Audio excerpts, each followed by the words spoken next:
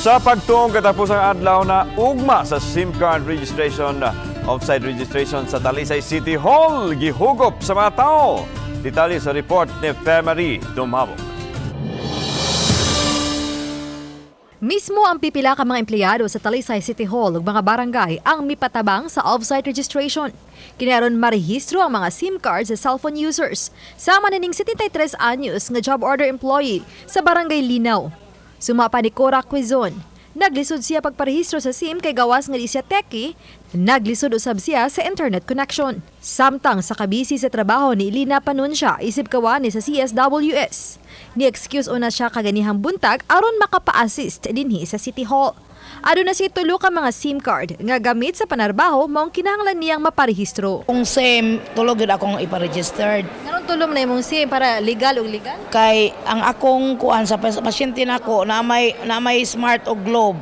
Nya dayon di man ko makakuan kung anli. O kay magtipid biyata kay duha na ka SIM. Mo na smart o globe. Nya napo ko ito tukan text inti ba. Kuan sa personal or sa mga pamilya. Mga to sa ako City Hall, ma'am, kuan ko dito sa among kuan principal na nanghid. Natugutan raman sa ko. Oh, nagdali-dali jud ko. Or lisod na po da kadang sa internet connection sa masad ka na sa internet connection para makasunod sa anong internet connection ba? Oh, maglisod yun. Sa internet connection. Internet connection. Samtang gisusigyod sa 50 anyos nga inahan kung tinuod ba dunay maka-assist kay niya sa pagparehistro sa iyang SIM. Kay mobalik siya sa pagkahapon, kay matud pa ang cellphone nga iyahang gigamit pa una sa iyang anak nga nagtungha. Nasusi na ako na agit sila tinuod katong mga wala pa nakaparegister kanang naglisod ba sama na ako maglisod gid ko og kanang kuan sa cellphone dili ko export kaayo. Kung tinuod yun naa sila.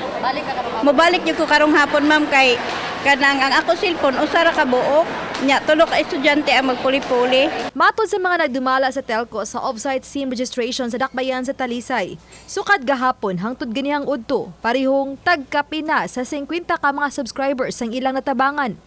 Giangkon sa usa ka telco nga nasinati na nila ang kalangan sa pagparehistro tungod tingali sa online congestion. Gisugdan gahapon ang offsite registration sa Talisay City Hall, human sa hangyo sa lokal nga kagamhanan ug mulungtad kini hangtod ugma. Human masayran nga lugwayan ang SIM card registration, mapasalamaton si Talisay City Mayor Samsam Gulyas kaya doon na siya plano nga dadon ang offsite registration sa kabarangayan. Ang importante gyud karon is we have to tell people, especially prepaid accounts, that they have to register. Postpaid accounts medyo sayon raman kay na may data ang Globe ug Smart niya. Nasayran nga ganihang buntag gilugwayan sa DICT og 90 ka adlaw kun tulo ka buwan ang SIM card registration.